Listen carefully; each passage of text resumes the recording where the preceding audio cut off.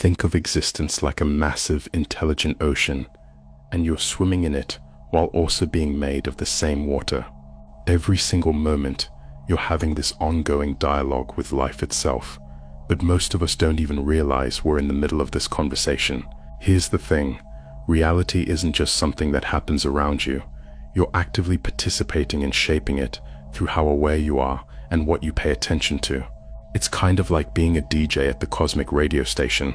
You're constantly sending out signals, and life responds by playing back experiences that match whatever frequency you're broadcasting. The wild part is that most people go through their entire lives never realizing they're holding the microphone. They wonder why their personal soundtrack keeps playing the same old songs, not understanding that they've been the one queuing up the playlist all along. But once you grasp that you've been in control of the music this whole time, everything shifts. Your attention is seriously the most powerful thing you've got, but most people treat it like it doesn't matter. Here's what's wild. Whatever grabs your focus doesn't just get noticed, it literally gets fed by your life energy, your creativity, your essence. It's like having a spotlight in a dark theater, and wherever you point that beam becomes the main attraction on stage. The way the universe works is pretty straightforward. Whatever you keep feeding with your attention gets bigger and stronger in your actual experience. It's exactly like gardening. Water the plants you want to grow, and the ones you ignore just naturally wither away. This isn't some fluffy positive thinking stuff. It's about making conscious choices about where you invest your mental energy. Every single thought that pops into your head is basically asking, hey, can I have some of your energy? And you get to decide whether to say yes or no. Most people just hand over their energy to whatever thought shows up loudest, like giving your wallet to whoever knocks on your door first. But when you figure out how to consciously choose where your attention goes, you stop being just another person reacting to life and start being the one actually directing your own show. Think about it like this. Your mind is constantly placing bets on different outcomes. If you consistently bet your attention on problems, your brain becomes a problem detection machine, naturally scanning for more issues to solve. If you bet on possibilities, you become a possibility radar, picking up opportunities that were always there but invisible to problem-focused thinking. This is where almost everyone screws up. They talk to the universe in future tense, which accidentally pushes what they want further away. When you say, I'm going to be successful, the universe hears, I'm not successful right now, and just keeps that current situation going. It's like ordering at a restaurant by saying, someday I'll have the pasta. The waiter just stands there confused. The universe lives in permanent now time. It doesn't know about yesterday or tomorrow. It's responding to how you feel right this second, not what you're planning for later. So if you want to attract success, you've got to figure out how to feel successful right now, before anything external changes. This doesn't mean pretending or lying to yourself. It means recognizing that the feeling you're after already exists somewhere inside you, just waiting to be turned on. Every possibility you can imagine is already out there in the field of what's possible. You just need to tune into the right frequency. It's not about creating something from nothing. It's about accessing what's already available. The universe doesn't understand eventually or when I'm ready.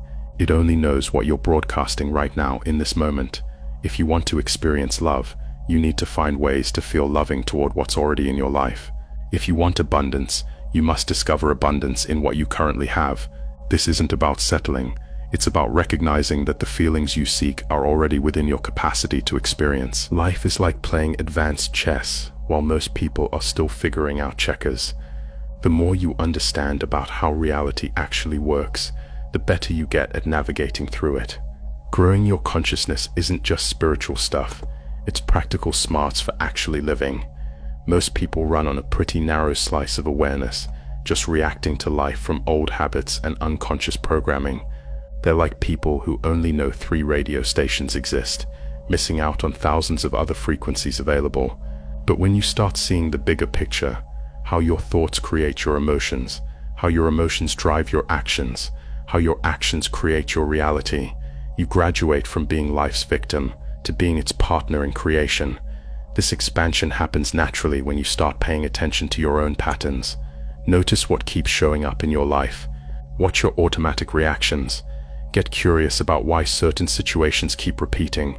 Are you attracting the same types of relationships? Do you keep facing similar challenges at work? These patterns aren't random. their feedback about your internal programming. The shift happens when you stop asking, "Why is this happening to me?" and start asking, "How am I participating in creating this experience?" It's the difference between being a confused audience member and becoming a curious scientist studying your own experiment. This awareness is literally your ticket to more freedom. Your body is constantly giving you real-time feedback about whether you're moving toward or away from what's actually good for you. This inner guidance system is way more sophisticated than any advice anyone else could give you. It's like having a built-in GPS that's specifically calibrated to navigate your unique life path. When something feels genuinely right, not just fun, but deeply correct, that's your inner wisdom showing you the way. When something feels off, even if you can't put your finger on why, that's valuable information too. Your nervous system is constantly scanning your environment and relationships, picking up on subtle cues that your conscious mind might miss. The trick is learning to tell the difference between ego-driven wants and real guidance. Ego stuff usually comes with anxiety, forcing, or feeling rushed. There's often a sense of needing to prove something or get somewhere fast. True guidance feels calm, clear, and naturally expansive. It doesn't push, it pulls you forward with a sense of rightness and flow. Most people have learned to override these signals in favor of what they think they should do, but your body's wisdom is more accurate than any external rulebook. Before making decisions, try pausing and noticing how each option feels in your system, not what you think about it intellectually, but how it lands energetically. Your subconscious mind is like having an incredibly powerful business partner who never sleeps, never questions what you tell it, and executes whatever program you give it with total dedication. The problem is, most people are accidentally programming it with worry, doubt, and all kinds of limitations. This deeper part of your mind can't tell the difference between what you actually want and what you keep thinking about over and over. It just says okay to whatever gets consistent attention and emotional juice. It's like having a super efficient assistant who follows your instructions perfectly. Unfortunately, most people are giving it instructions unconsciously through repetitive negative thinking. This is why affirmations actually work, not because of magic, but because repetition with real feeling literally rewrites your mental software. Your subconscious learns through repetition and emotion, not logic. It's like a sophisticated recording device that captures whatever program runs most frequently and with the most intensity. The secret to effective reprogramming is mixing repetition with genuine emotion. Your subconscious responds to how you feel about the words, not just the words themselves. When you can actually feel confident while you're saying you're confident, you're speaking your subconscious mind's native language. If you're just repeating words without feeling, it's like trying to program a computer with a dead keyboard. You're not separate from the universe trying to convince it to give you stuff. You are the universe, experiencing itself through your unique individual lens. Talking to the universe is really about getting different parts of yourself aligned. Your conscious wants with your subconscious programming, your thoughts with your feelings, your inner state with how you show up in the world. It's like being both the songwriter and the singer, the director and the actor, the artist and the canvas, all at the same time. When all these aspects work together, when your conscious intentions match your subconscious beliefs, when your thoughts harmonize with your emotions, when your inner state reflects in your outer choices, that's when life becomes genuinely magical. This isn't about control in the way we usually think about it.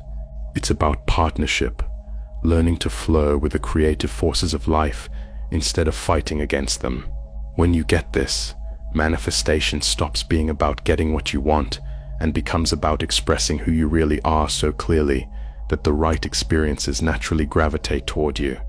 Your life is how the universe gets to experience itself through your eyes. Make it something incredible.